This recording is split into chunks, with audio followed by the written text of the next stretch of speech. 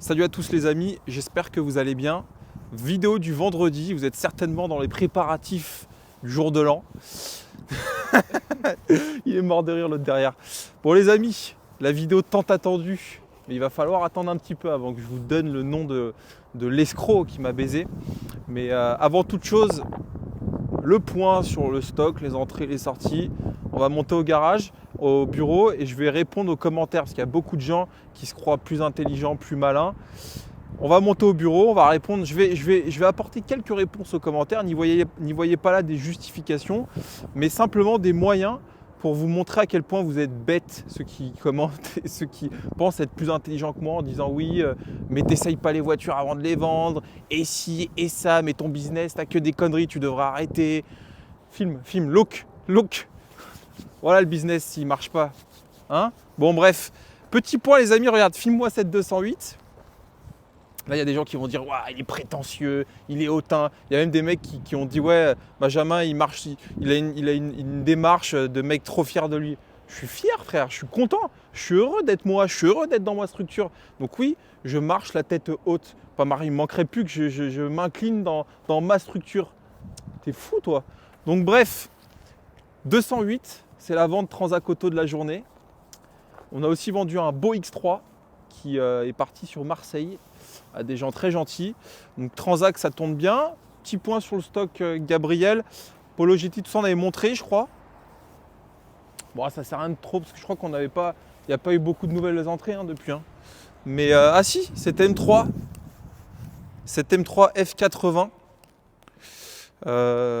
Les amis, deuxième main française avec ce blanc nacré qui est incroyable. 38 000 km. Look la config, mon ami. C'est un marron un peu foncé, quoi, tu vois. What do you think, brother? Donc voilà, franchement, pas grand-chose. Hein. La M3, on l'avait filmé. La M4, on l'avait pas filmé? Si, on l'avait filmé, je crois, cette M4. M4 compétition française, première main, 18 000 km, les amis. Frein céramique, siège carbone, une bombe atomique. Mais je crois qu'on l'avait filmé. Bon, on va passer dans le vif du sujet, puisque les amis, en ce moment, c'est un peu calme, il faut le dire. En même temps, les gens sont en vacances. Les pauvres, ils doivent tellement travailler qu'ils ont besoin de vacances. Et là, il y a les gens qui disent « Ben, je croyais, ils croient que c'est le seul qui travaille. » Tu sais, à chaque fois, les gens, en fait, bon, on va monter au bureau. Ah, tu me filmes comme si j'étais un...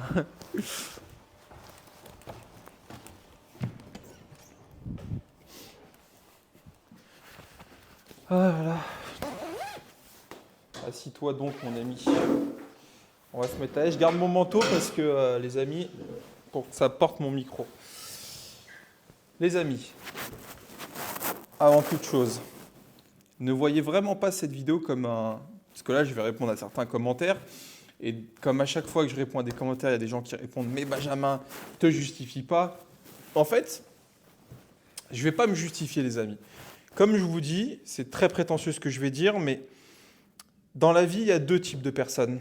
Il y a ceux qui sont derrière leur clavier en train de commenter et en train de rager, parce que ça n'est ni plus ni moins qu'une forme de jalousie, une forme de haine. Parce que vous le savez, on vit dans un monde où les gens se réjouissent du malheur qui arrive aux autres. Parce qu'ils ont besoin de ça pour se dire, ben, lui, il n'y arrive pas, ou lui, il a des merdes. Et du coup, ben, derrière, ils sont satisfaits de ça, tu vois. Et je sais qu'il y a beaucoup de gens, et d'ailleurs c'est pour ça que la vidéo a super bien marché, 114 000 vues. Rendez-vous compte les amis, 114 000 vues. Et là on tourne cette vidéo, on est mercredi. Donc je pense que quand cette vidéo va vendredi prochain, on sera autour de 130. C'est énorme, sachez-le. Et pour une communauté, enfin une chaîne comme la mienne. Et ben je sais qu'elle a marché cette vidéo parce que les gens, quand ils ont vu dans le titre, et je sais, je suis pas bête hein, les amis, je suis pas naïf, mais j'ai fait exprès de mettre un titre un peu comme ça, putaclic. Il m'a escroqué de 60 000 euros. Évidemment, encore une fois, je ne suis pas si con que ça. Je ne vais pas perdre d'argent dans l'histoire. Je vais même certainement en gagner. Mais voilà, je voulais vous raconter, les amis, une de mes expériences parmi tant d'autres dans mon activité. Et je vais répondre aux gens qui disent oui, tu t'es fait voler les Mégane, maintenant le X4M, t'as pas de chance, arrête ton activité, c'est pas fait pour toi. Les amis, dans toutes les activités, tous les entrepreneurs, quels qu'ils soient, dans tous les corps de métier, les secteurs d'activité, ils ont leur lot d'emmerdes, sachez-le. Juste, moi, je suis transparent, je m'en sers aussi pour communiquer pour ma structure aussi. Mais ce qui m'arrive n'a rien d'extraordinaire. Vous allez voir n'importe quel marchand qui travaille un peu, qui tourne un peu, qui fait un peu de volume. Moi, je ne fais pas du volume, mais là, pour vous donner une idée, en décembre, j'ai vendu 30 voitures. Bon, bah, sur 30 voitures, tu te doutes bien que tu as forcément des couilles. C'est comme ça, c'est la vie. Ce qu'il faut, c'est quand tu as une couille, savoir la gérer, savoir réduire finalement le potentiel, la potentielle insatisfaction de ton client. En l'occurrence, moi, ça a été de racheter la voiture aussitôt où mon client à qui j'ai vendu la voiture me l'a demandé, même si j'aurais très bien pu lui dire, écoute, il n'y a pas de délai de rétractation pour une vente réelle, il y en a une pour des ventes à distance, mais pas pour une vente physique. Néanmoins, moi, je ne discute pas. Il y a un problème, boum, je rachète la voiture. Et derrière, c'est de gérer le problème. Je vous expliquerai dans les prochaines vidéos comment j'ai géré le problème, mais vous verrez que j'ai été plutôt bon sur le sujet.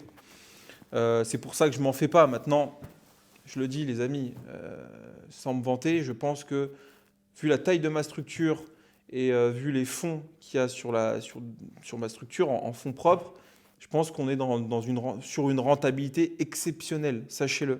Donc, tout va bien pour moi. Et voilà, il n'y a pas de souci. Et encore une fois, les gens qui entreprennent, les gens qui ont un...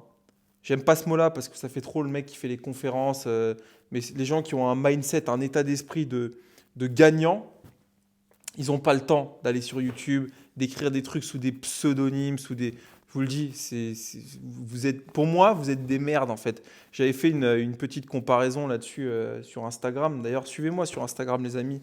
C'est très important. Et suivez-moi sur la chaîne YouTube parce que plus on a d'abonnés, plus derrière, je vais être motivé pour vous sortir des sujets croustillants comme ça. Parce que moi, j'aime faire ce genre de choses.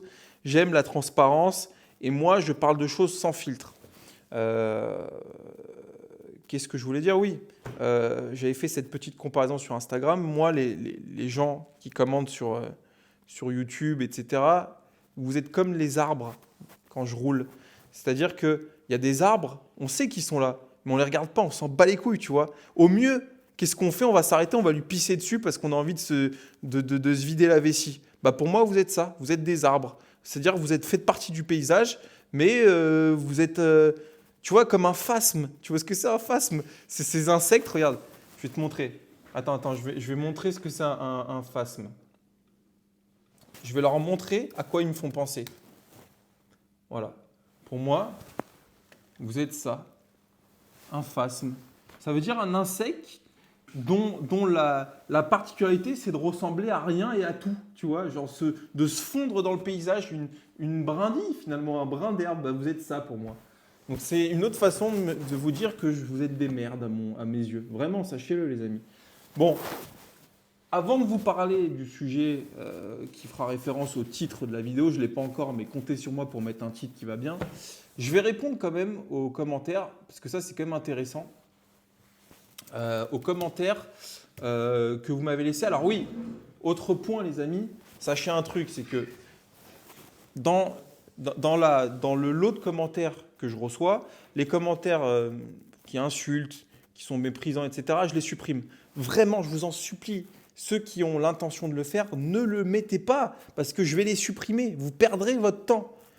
Allez vous occuper de votre femme, allez bien vous en occuper parce que sinon d'autres vont le faire à votre place. Mais ne perdez pas de temps à mettre un commentaire parce que je vais le supprimer. Sachez-le, je le dis aussi sur Instagram, mes réseaux sociaux, c'est comme chez moi, c'est comme ma maison. Il n'y a pas de liberté d'expression dans ma maison. C'est mes règles et uniquement mes règles. Alors oui, vous allez vous dire, mais le mec, il n'a pas compris les réseaux sociaux, c'est aussi pour... Il n'y a pas de démocratie chez moi, j'en ai rien à foutre. Vous n'êtes pas content avec mon contenu? Vous passez. C'est aussi simple que ça. C'est comme j'avais fait la dernière fois la comparaison avec Cyril Hanouna. Ce mec-là, tout le monde lui tombe dessus. Ouais, Cyril Hanouna, c'est le nivellement par le bas, le truc, le si. Peut-être. Mais si vous n'êtes pas content, vous appuyez sur plus et vous allez tomber sur la 9. Ou sur moins, vous allez tomber sur la 7. C'est aussi simple que ça. Et moi, c'est pareil. Si vous n'êtes pas content, vous passez. Là, vous m'avez 115 000 vues, frérot. J'ai pris 800 € de YouTube Money. Je vous remercie. Mais vraiment, ceux qui se font du mal à me regarder, parce que je sais que vous avez mal, vous me voyez en Porsche, je vous dis, il y a encore une nouvelle voiture. Ah, j'en ai marre, ma vie, c'est de la merde. C'est ce que vous ressentez, je le sais. Bon, bref. Parce que moi, la différence entre vous et moi, c'est que moi, je marche la tête haute dans mon showroom, full BMW, Mégane RS, full, tu vois. Porsche GT4 RS, Taycan pour tous les jours. Il y a des gens aussi qui ont dit, ouais, Taycan, truc et tout. Taycan, c'est la guerre pour tous les jours, je suis désolé, c'est top. Après, je ferai une vidéo à ce sujet, mais ce n'est pas le problème. Bon.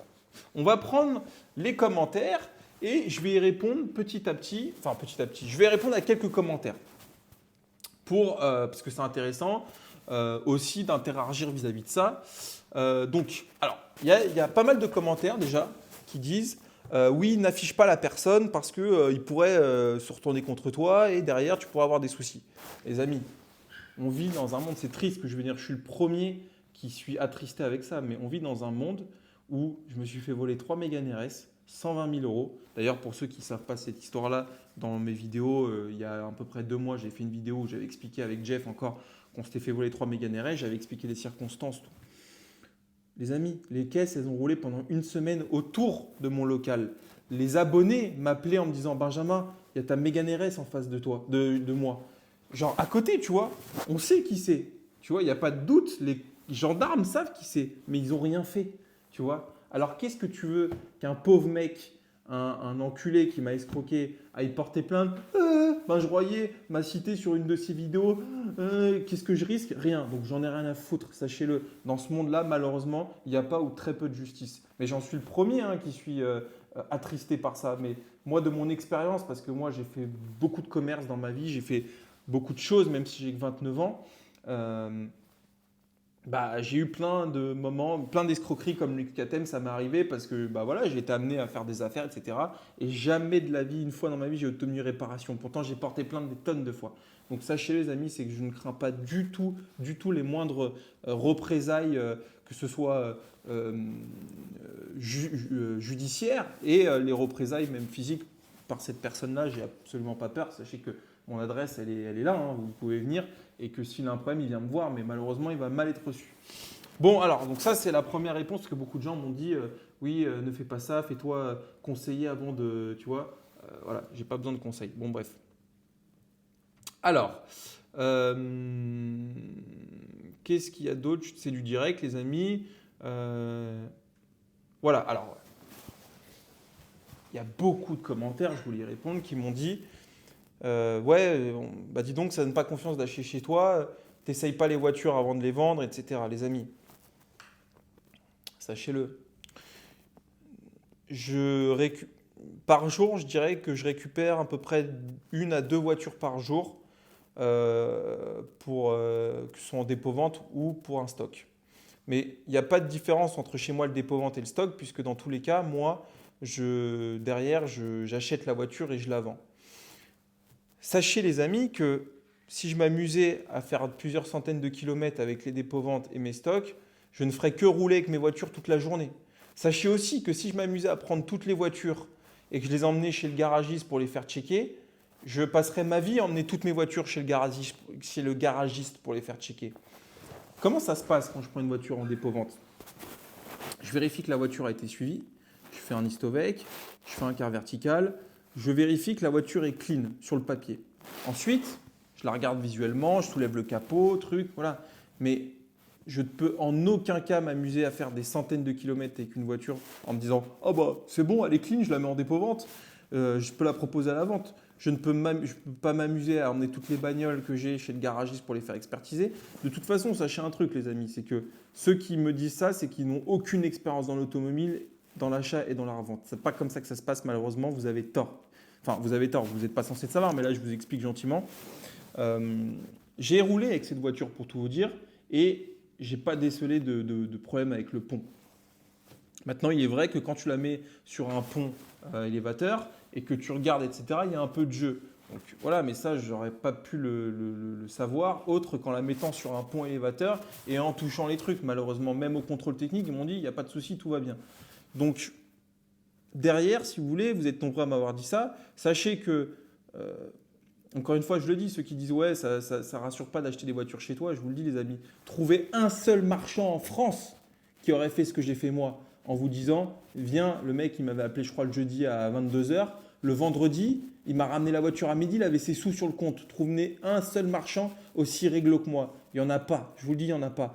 Évidemment, sur le volume, je reviens à ce que je disais, il peut y avoir de la casse. Sur le volume, sur les 30 voitures que j'ai vendues en décembre, il peut y avoir une voiture où il y a un loupé. Ça reste de la mécanique, ça reste un X4M qui a 80 000 km, qui a eu des anciens propriétaires qui ont peut-être roulé un peu fort avec. Ça reste une voiture de 510 chevaux, c'est aussi fait pour. Les voitures sont de moins en moins fiables, on en parlait dans une vidéo précédente avec Jefferson. Donc malheureusement, c'est comme ça. Mais moi derrière, sachez que le SAV, je l'assume quoi qu'il arrive. Et ça, on ne peut pas être plus sérieux dans une activité de marchand. Donc je voulais répondre à ça. Et ceux qui ne sont pas d'accord avec ça, de toute façon, ne sont pas faits. Il y a des mecs qui m'ont dit oui, de toute façon, acheter chez un pro, moi je préfère acheter chez un particulier. C'est le truc le plus bête que j'ai entendu de ma vie, mais bon, va acheter chez un particulier, il va te faire baiser. Et t'inquiète pas, le particulier, il ne viendra pas te rendre ton argent, mon ami. Bon, bref, ensuite, on va répondre à d'autres commentaires. Le problème, c'est qu'on doit se promener avec le véhicule client. Le mec n'a pas été réglo.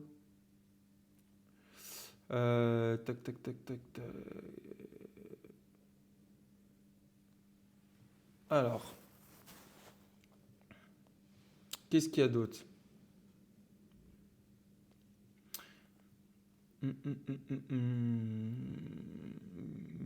Oui, il y a des gens. Alors voilà, dernière chose, après on va passer au sujet principal.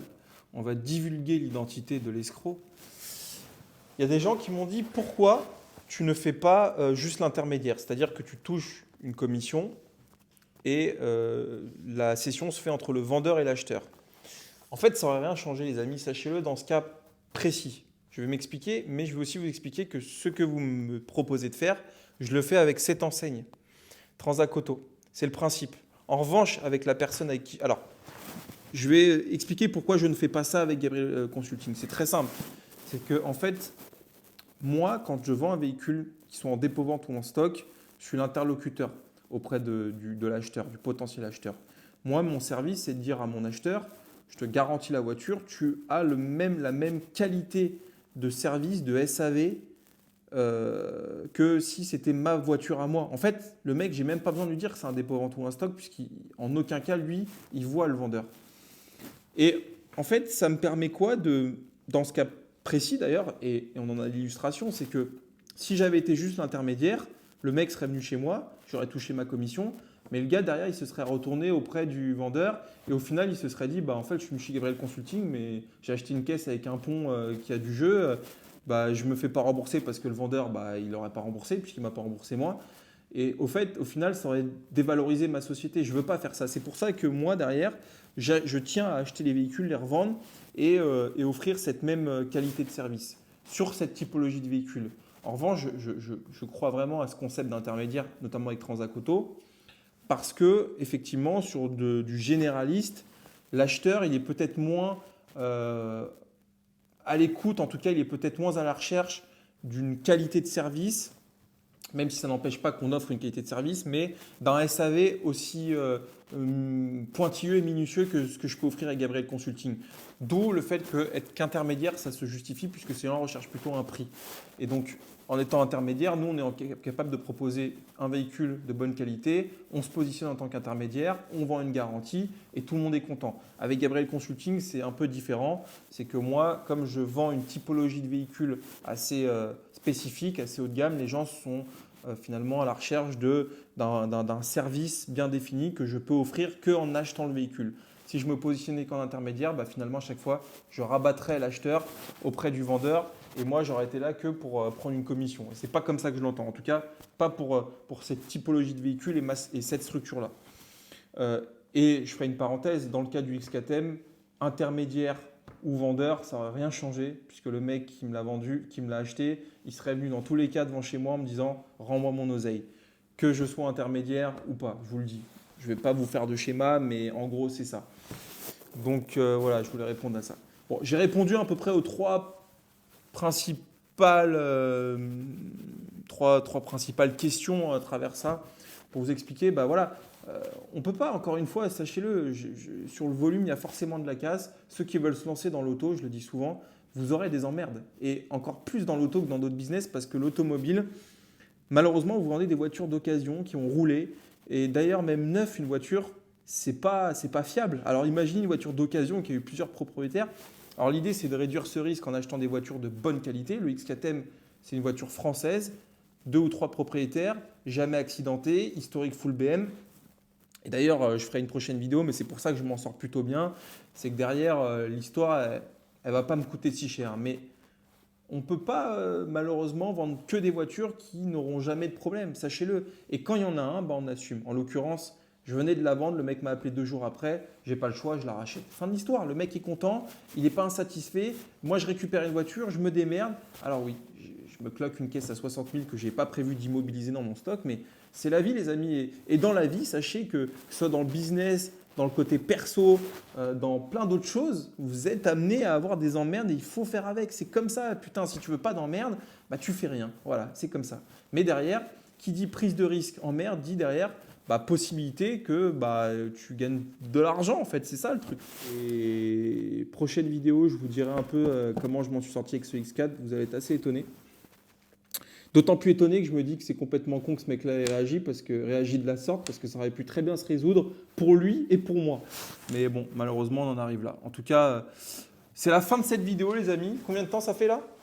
30 minutes. 30 minutes. Bon, bah c'est très bien, 30 minutes. C'est un beau nombre. J'espère que vous avez kiffé à regarder cette vidéo et bah, passez de bonnes fêtes, puisque on se reverra l'année prochaine. J'aime bien ça, tu sais, les mecs, le 31 à 22h, bon, on s'appelle l'année prochaine. Voilà, et puis passez de bonnes fêtes, faites attention à vous, et puis à très bientôt.